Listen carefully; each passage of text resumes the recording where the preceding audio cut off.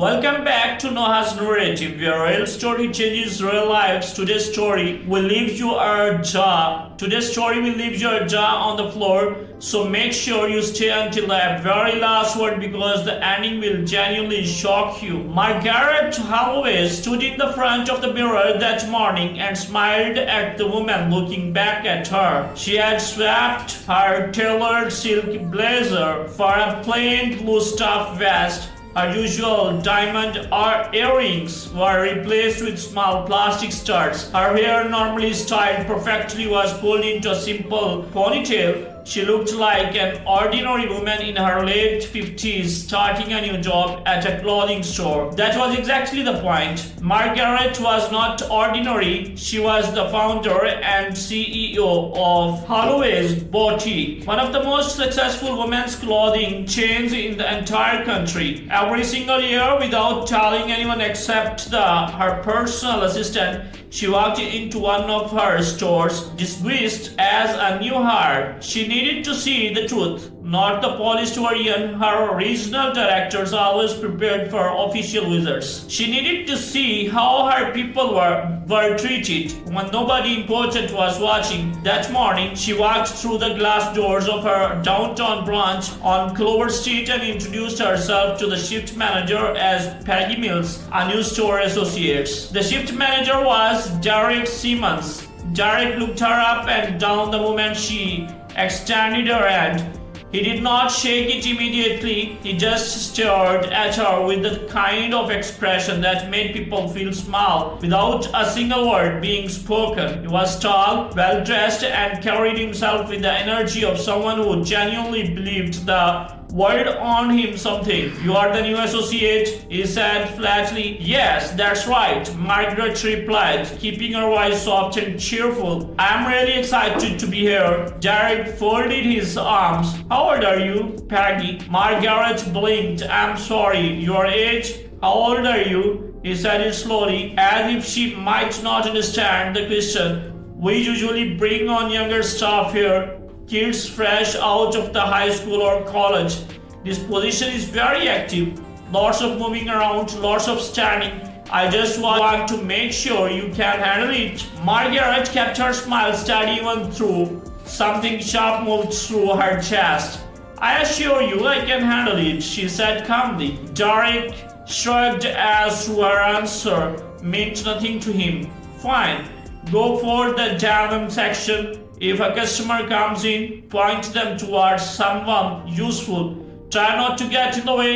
He walked off without another word. Margaret stood there for a moment, breathing slowly.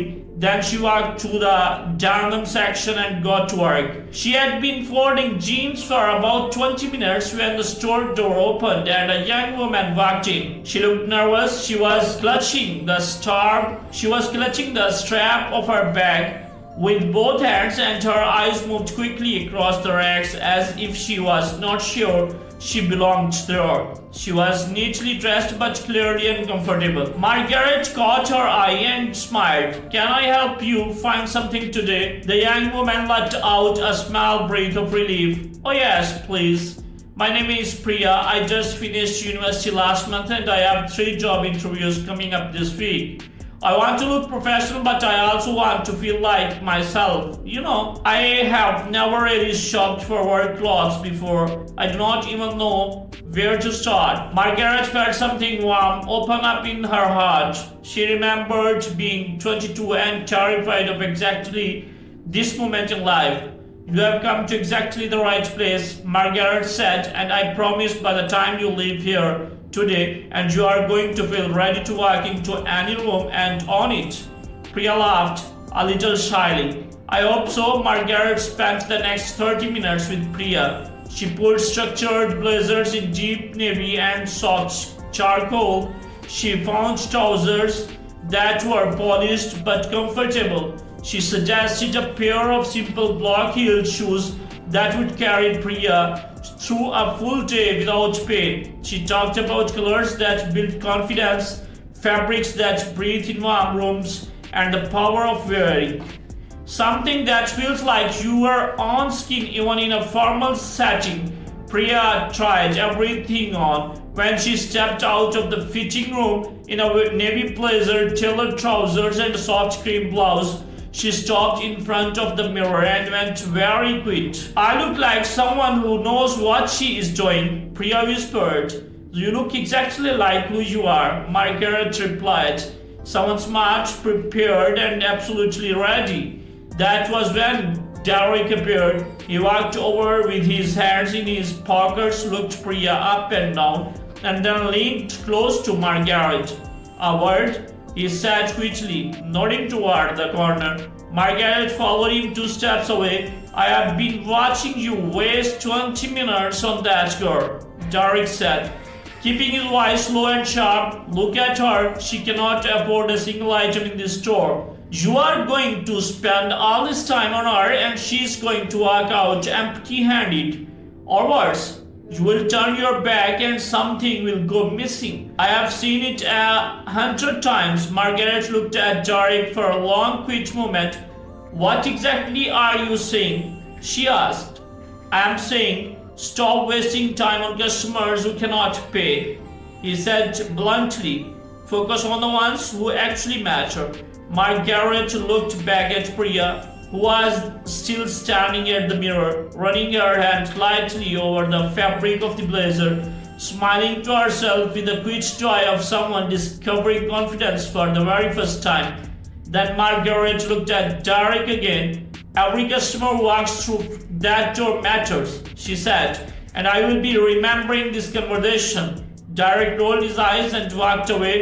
Margaret walked back to Priya, helped her choose 2 complete outfits, and carried them to the register herself. Part 1 was the only beginning, because what Derek did not know, what nobody in that store knew, what that the quick woman in the blue vest had built every single wall around them, and tomorrow those walls were going to talk. If this story is already pulling at something inside you, hit that subscribe button on Noah's Narrative, because we are just getting started, and what happens next will absolutely change how you see the world around you. The wolf in a suit, you are watching Noah's Narrative. Stay with us, because this next part of the story is where things get very interesting. The morning after Margaret's first day, she arrived early. The store was quiet at that hour. A few staff members were straightening racks, checking inventory, and setting up the register systems. Margaret slipped into her blue vest and began restocking a display near the front window, watching everything carefully from behind a cheerful, unhurried expression. That was when Vincent Hale walked in. He was the kind of a man who made an entrance without trying. Or perhaps he was exactly the kind of a man who practiced making entrances while pretending not to try. He was dressed sharply, his shoes were perfectly polished, and he carried himself like someone who fully expected a round of applause simply for showing up.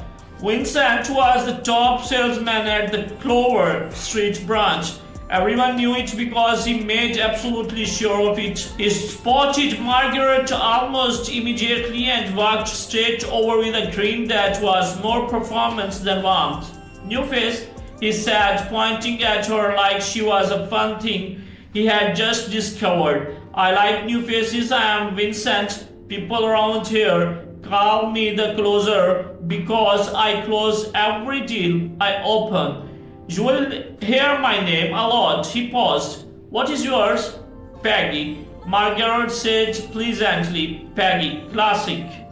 "Listen, Peggy, if you need to know how this place really works, you come to me, not to Derek, not to HR, not to whoever sent you the employee handbook. You come to me because I'm the one who actually keeps this store running." He leaned against the display rack. "What department are you in?" "General floor assistance," Margaret said. Vincent nodded slowly as if she had said something mildly disappointing. Right, that is fine for now. Not exactly the engine room, but someone has to polish the wood, right?" Margaret smiled and said something later. That morning she found herself near the break room when she heard Vincent talking to another employee. She slowed her steps without stopping entirely, keeping her expressions neutral. The other employee was Oliver Nash. Oliver had been with Holloway's boutique for 3 years. He was quite true and generally good at his job. Though you would not know that from how invisible Derek seemed to treat him. Listen, Vincent was saying, his voice dropped to the kind of low register people use when they want to sound like they are sharing something valuable. I am going to tell you something because I think you are smart enough to actually use it. When I make a scale, I log it online through the system. Then I call the regional line and log it again there. 2 entries, 2 commissions. One sale. Oliver stared at him. That is fraud. Vincent laughed as if Oliver had said something adorably naive. It is called optimization. The system has a gap. I found the gap. I used the gap. Nobody checks because nobody expects the top salesmen to need to cheat, right? That is the beauty of it. He clapped Oliver on the shoulder. You should try it. Double your numbers by next quarter. Oliver said nothing. His jaw was tight. Margaret, standing just around the corner of the hallway, had heard every single word. She pulled out the small notepad she had been keeping in her vest pocket and wrote 3 lines in her neat and precise handwriting. She kept moving that afternoon. Vincent approached the main floor again and found the Margaret near the accessories wall. He was in a different mood now, looser, more confident after what he clearly believed had been a very productive morning. So Peggy, he said, leaning against the wall, what do you do after work? Because I know a place that makes the best dinner in this part of the city, and I think you and I could have a very interesting conversation outside of the work hours. Margaret looked at him with a calm, neutral expressions. I appreciate that, but I do not mix my personal life with my work life. Company policy? He asked with a grin. Personal policy, he said. Vincent laughed. I respect that. I will wear you down. I always do. He walked away with his hands in his pockets, entirely satisfied with himself. Margaret watched him go. Oliver appeared at her side a moment later, looking deeply uncomfortable. I'm sorry about him, Oliver said quickly. He's like that with everyone. Management does not do anything about it because his numbers look good on paper. He paused, then added carefully, his numbers look good for a reason. Margaret looked at Oliver steadily. I know, she said simply. Oliver blinked. You know, I heard your conversation this morning, she said. I want you to know that you did the right thing not going along with it. That matters. Oliver studied her face for a moment, something shifting behind his eyes as if a small, important puzzle piece had just moved into place without him fully understanding the picture yet. Before he could ask anything more, Derek's voice cut across the floor. Nash, stop socializing and get back to your section. And Peggy, I need the west wall restocked before noon, or I am docking your first paycheck. Margaret turned toward the west wall without a flicker of irritation on her face, but inside she was done gathering information. She had everything she needed now. That evening she sent 3 emails, one to her head of HR, one to her original director, one to her personal attorney. Each email was short, clear, and very specific. Tomorrow she was going to walk into that store and one final time as Peggy Mills, but she was going to walk out as herself. Keep watching Noah's narrative because the next part of the story is the one that will stay with you long after the video ends. Part 3. The crown comes off. This is the Noah's narrative, and this is the moment that whole story has been building toward. Do not go anywhere. The third morning began like the others. Margaret arrived at the Clover Street branch in her blue vest and her plain ponytail. She smiled at the security guard at the door, the same man who had held it open for her each morning with a quick note.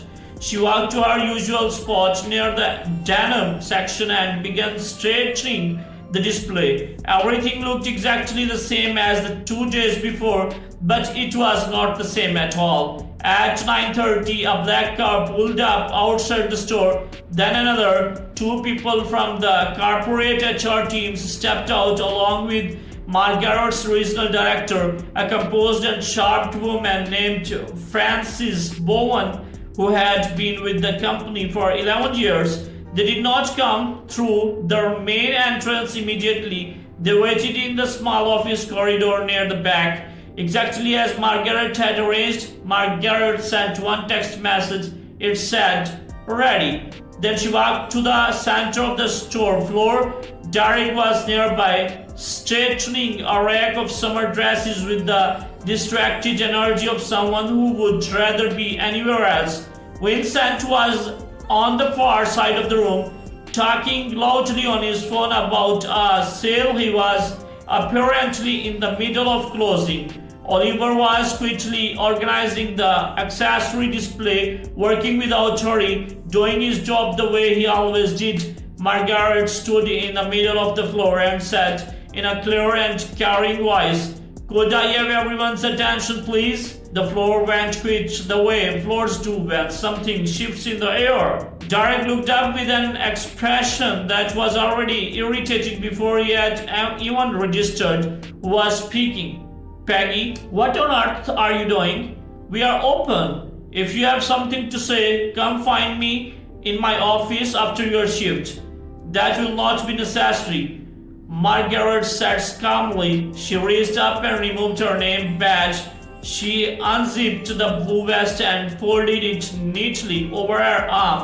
Underneath, she was wearing a structured deep green blazer over a cream blouse, the kind of outfit that did not belong to someone named Peggy Mills. Derek stared at her. Vincent had ended his phone call. He was staring too. "My name is Margaret Holloway," she said, her voice even and clear. "I am the founder and CEO of Holloway's Boutique. I have spent the last 3 days working in this store as a new associate to understand how it operates when my leadership is not formally present.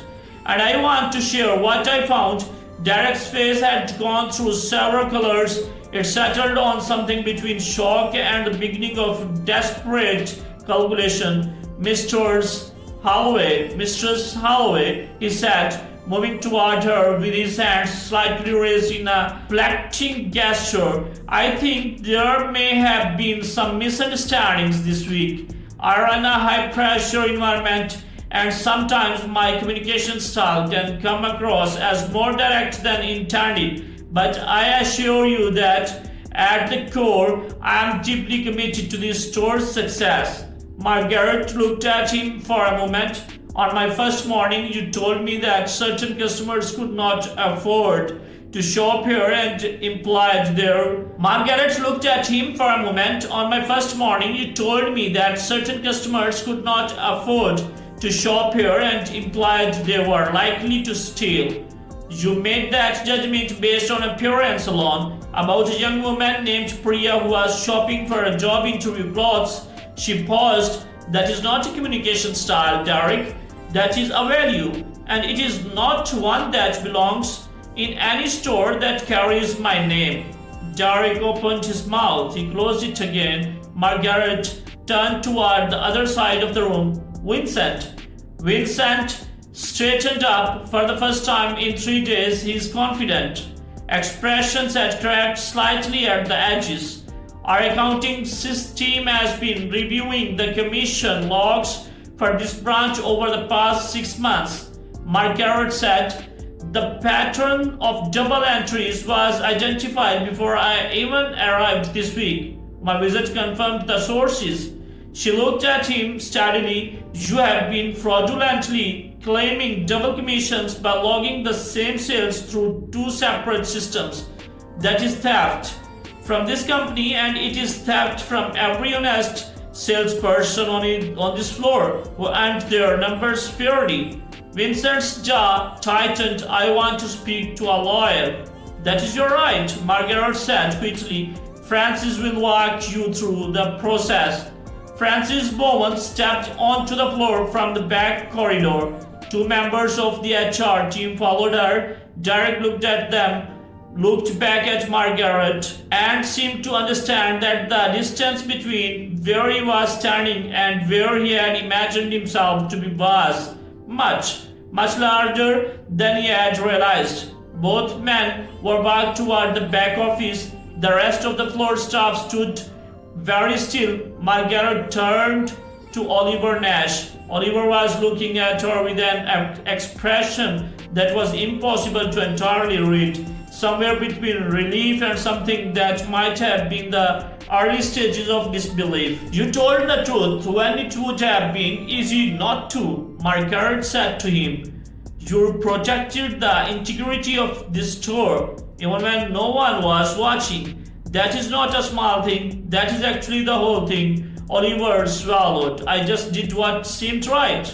Most people tell themselves a story about why the right thing is too complicated. Margaret said, you did not do that. She reached into the inside pocket of her blazer and produced a small folded card. I would like you to meet with Francis this week about the branch manager position. The store needs someone who understands that good business and good character are not two separate conversations. Oliver took the card carefully as if he was not entirely sure it was real. Then the front door of the store opened and Priya walked in. She was wearing the navy blazer from 3 days ago, the one she had tried on while Margaret helped her discover something new about herself. She had a small bag over her shoulder and a smile that looked like it had been through something and survived. She stopped when she saw the gathering of the people and the unfamiliar professional's energy in the room. I'm sorry, she said uncertainly. Is this a bad time? I actually came back because I wanted to say thank you to the woman who helped me on Monday. I got a call back from 2 of the interviews I just found out this morning. Margaret stepped forward. Priya's eyes went wide with recognition and then wider still with confusion as she took in the blazer, the badge in Margaret's hand, the quiet authority of the moment. Peggy, she said softly. Margaret, she replied and smiled, but I'm very glad you came back. She shook Priya's hand properly this time, the way she had meant to introduce herself from the very beginning. Behind them, the store settled back into its rhythm. Staff members returned to their sections. The morning light came through the front windows the way it always did, falling across the carefully arranged displays and the clean tiled floors of a store that had just remembered what it was built on. Not performance, not numbers engineered in the dark, just people being treated like they matter because they do. Thank you for spending this time with Noah's narrative. If this story moved something in you, share it with someone who needs to hear it today. And if you are new here, subscribe, because every single week we bring you stories that remind you what is possible when one person decides to do the right thing. We will see you in the next one. Thank you.